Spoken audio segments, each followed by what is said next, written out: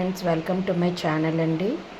ఈరోజు మీకు నేను ట్రెడిషనల్ సాంబార్ పౌడర్ ఎలా చేయాలో నేర్పిస్తాను. దానికి కావాల్సిన పదార్థాలు: శనగపప్పు 2 టేబుల్ స్పూన్లు, మినపప్పు 1 టేబుల్ స్పూన్, జీలకర్ర 1/2 టేబుల్ స్పూన్, ధనియాలు 2 టేబుల్ స్పూన్లు, మిరపకాయలు కారానికి మీకు ఎంత కారం కావాలంటే అంత వేసుకోవచ్చు, మిరియాలు 1/2 స్పూన్, మెంతులండి.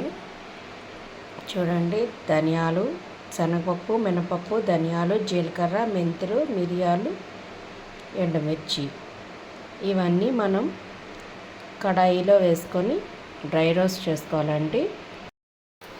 చూసారు కదండి, ఇవన్నీ కడాయిలో వేసుకున్నాను. నేను కొద్దిగా ఇంగు కూడా యాడ్ చేస్తున్నాను. ఇవన్నీ మంచి అరోమా వచ్చేదాకా ఫ్రై చేయాలి. కొంచెం గోల్డెన్ బ్రౌన్లోకి వచ్చేదాకా ఫ్రై చేసుకొని పెట్టుకోవాలండి.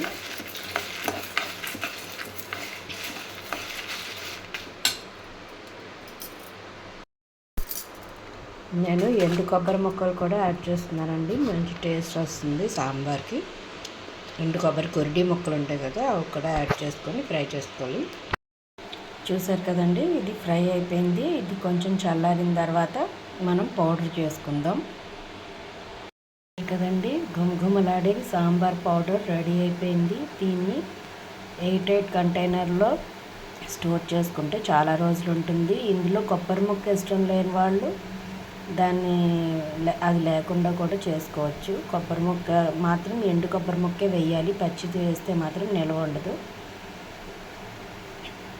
ఈ వీడియో కనుక మీకు నచ్చినట్లయితే లైక్ చేయండి, షేర్ చేయండి, సబ్స్క్రైబ్ చేయండి. మళ్ళీ ఇంకో కొత్త రకంతో మీ ముందు ఉంటాను. మీ కమలా సురేష్.